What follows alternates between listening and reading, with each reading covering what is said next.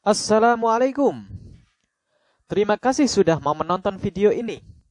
Tapi sebelum dilanjutkan, subscribe dulu ya sahabat. Karena subscribe itu gratis.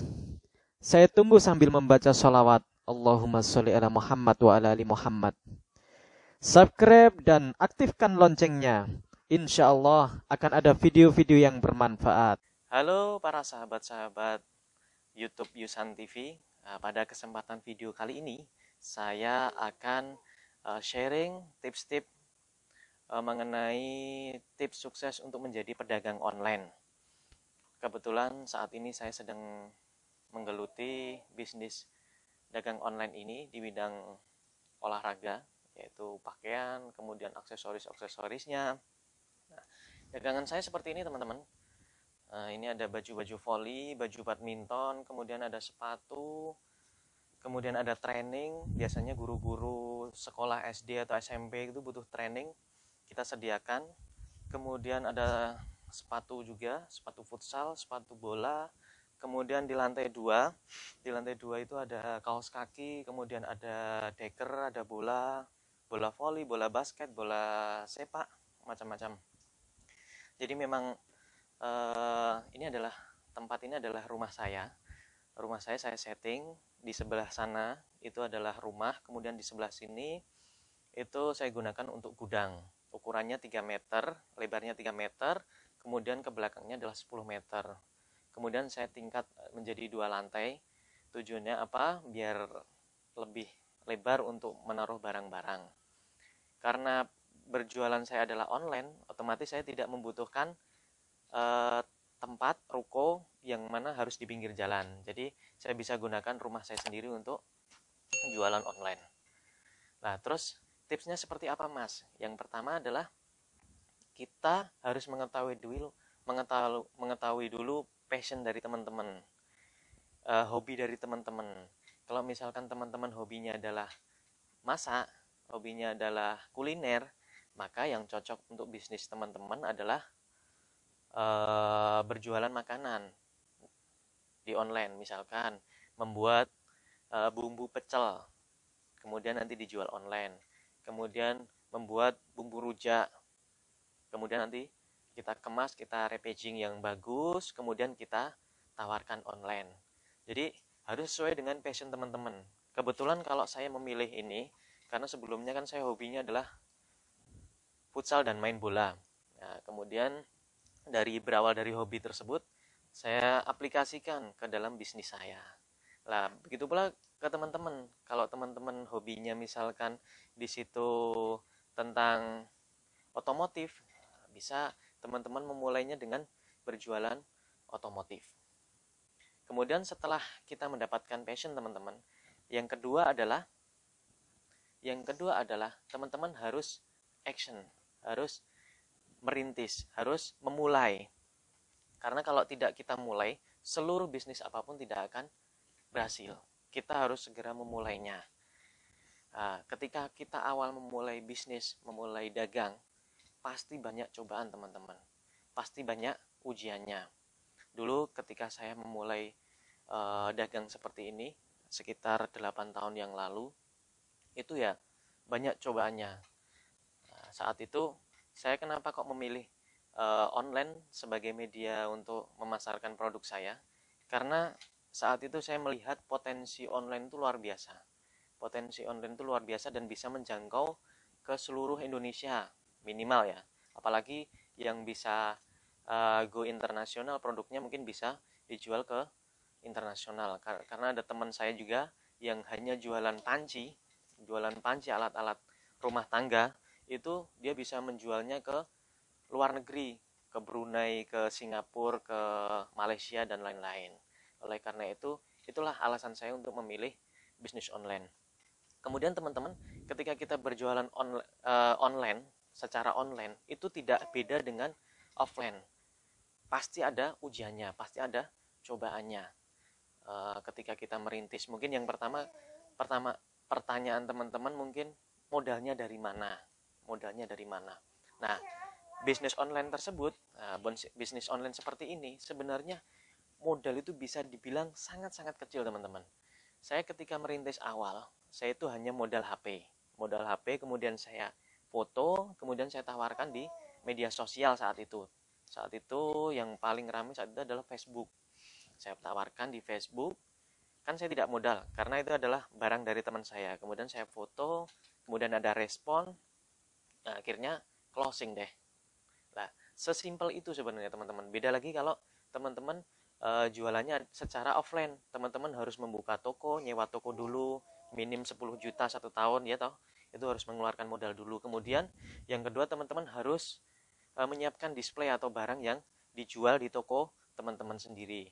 Otomatis biayanya mungkin tidak cukup, sekitar 20 sampai 25 juta. Sedangkan ketika kita berjualan seperti ini, awal dulu saya berjualan seperti ini, saya tidak punya barang, teman-teman. Nah, saya juga cuma modal foto, kemudian saya jadikan status di Facebook. Nah, kemudian ada yang tanya, kita jawab, kemudian kita berikan total harganya, kemudian kita berikan total ongkos kirimnya beserta ongkos kirimnya, baru kita kirim setelah mereka transfer tentunya, teman-teman. Nah, itu. Nah, di awal kita merintis nanti akan berat, pasti banyak ujiannya. Entah itu karena kita nggak punya barang sendiri, kemudian di situ nanti kadang akan ada yang supplier yang nakal, kemudian ada barang-barang yang kadang kita kirim itu reject, atau mungkin teman-teman nanti akan menemui beberapa pelanggan yang berusaha untuk menipu kita. Misalkan mereka sebenarnya belum transfer, tapi mereka sudah mengaku sudah transfer. Sampai-sampai ada yang niat banget nipu, itu membuatkan struk atau bukti transferan palsu. Nah, saat itu karena saya juga belum ngerti tentang m-banking ya, teman-teman. Jadi ya udah saya kirim dulu, akhirnya setelah saya cek di ATM ternyata uang belum masuk. Seperti itu. Awal merintis dagangan pasti akan berat. Kemudian yang ketiga adalah teman-teman harus sabar menghadapi pembeli. Jadi pembeli ini nanti akan sangat macam-macam. Ketika kita menghadapi pembeli, yang pertama, pembeli itu jangan sampai mengecap dagangan kita mahal. Karena apa? Karena ketika pelanggan itu udah mengecap dagangan kita mahal, maka pelanggan itu akan lari, tidak akan beli ke toko kita. Kemudian selanjutnya, barang kita harus harganya kompetitif. Karena kalau jualan seperti ini, teman-teman, jualan di rumah seperti ini, ibaratnya kan kita nggak modal banyak. Kita bisa menjual dengan harga yang minim sekali. Misalkan modalnya adalah 10.000. Jangan sampai kita jual 25.000 karena mungkin mikir besok paling nggak beli lagi. Jangan. Kita misalkan modal 10.000, kita ambil margin sedikit saja. Misalkan 2.000 jadi 12.000. Kita jual 12.000. Nah, itu udah lumayan. Kita dapat 2.000 tapi faktor kalinya. Kita sehari bisa terjual 100 piece, atau mungkin harga 100.000 kita jual 120.000, kita dapat 20.000, tapi sehari kita bisa terjual 10 atau misalkan 20, berarti kan udah banyak. 20.000 kali 10 kan 200.000 per hari. Seperti itu, teman-teman. Jadi yang paling utama ketika kita melayani pelanggan adalah harga. Karena harga selisih sedikit sekali itu sangat mempengaruhi. Kemudian selanjutnya, karena kita jualan online, kita dituntut untuk ramah terhadap pelanggan, terutama ketika kita membalas chat. Ya toh, kita sering terkadang kita jengkel dengan tipe-tipe pelanggan yang di situ tanya terus. Nah, kita harus sabar, kita harus menjelaskan dengan detail, dengan pelan. Jangan sampai kita arogan. Sebagai penjual kita arogan. Jadi kita sebagai penjual ya, jadi pedagang itu jangan sampai kita arogan. Contoh, teman-teman, saya pernah menemui kasus seperti ini.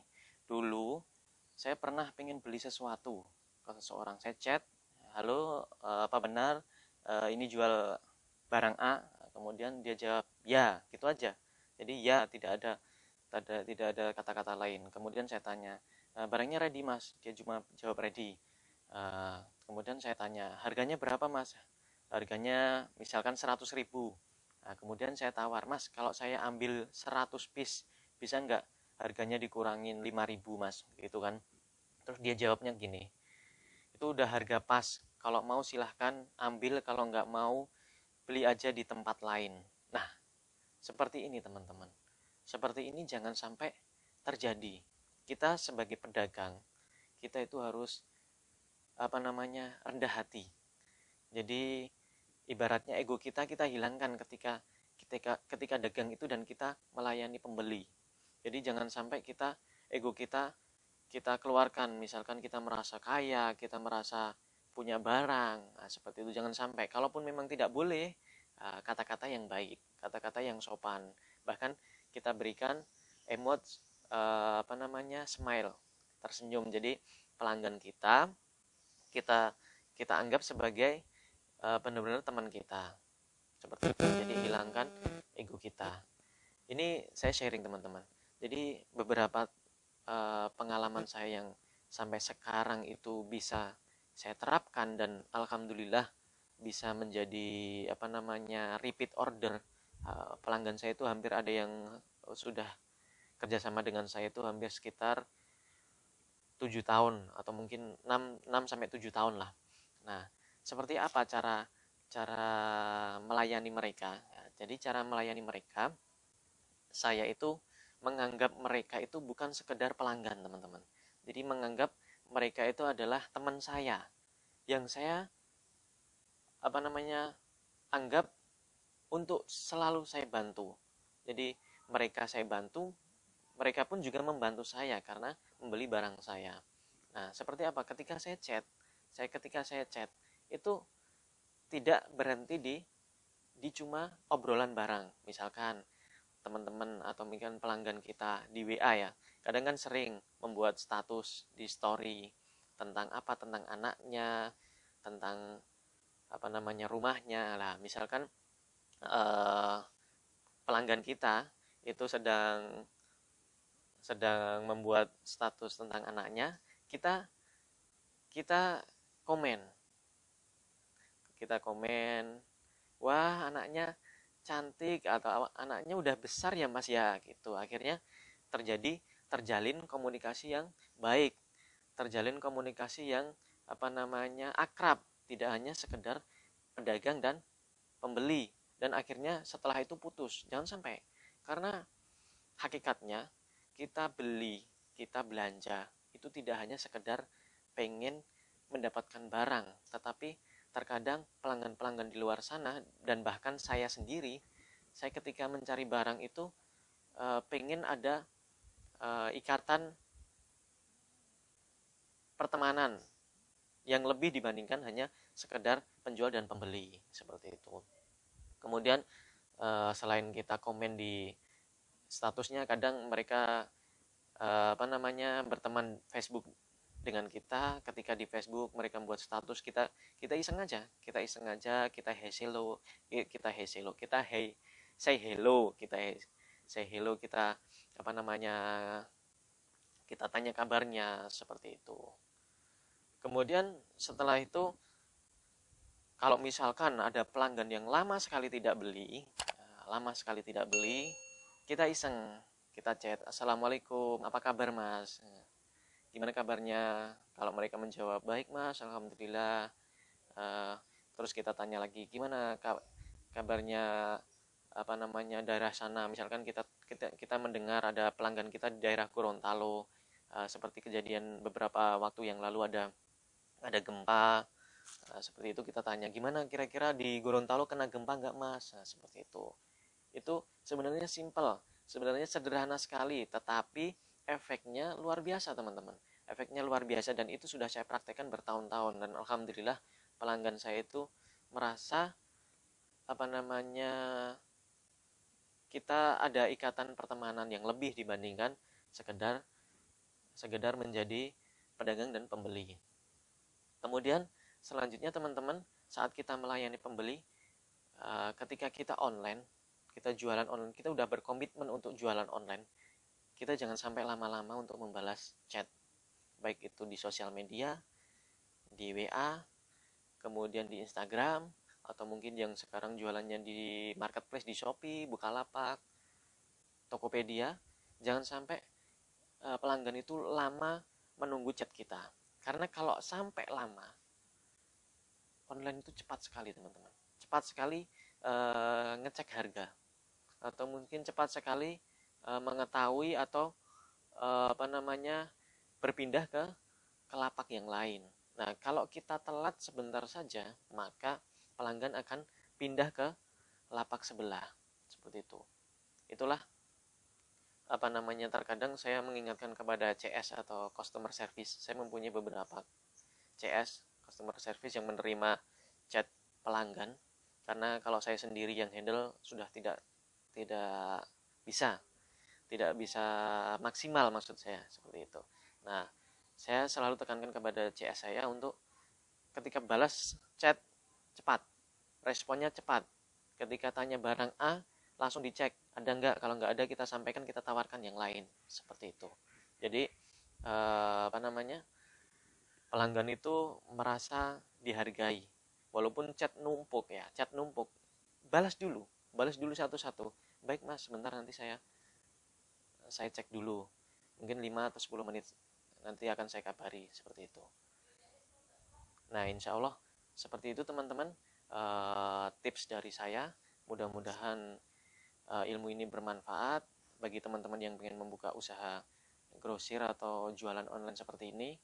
Nanti bisa diterapkan. Kalau misalkan ada pertanyaan, bisa di chat di kolom komentar, mudah-mudahan bisa saya jawab.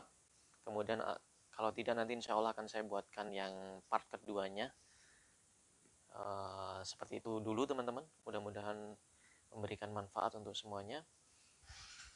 Bagi teman-teman yang pengen jualan, mudah-mudahan laris dagangannya, kemudian sukses dunia dan akhirat. Demikian, jangan lupa subscribe dan aktifkan loncengnya, sehingga teman-teman bisa selalu update mengetahui video-video baru dari saya. Akhirul kalam, assalamualaikum warahmatullahi wabarakatuh.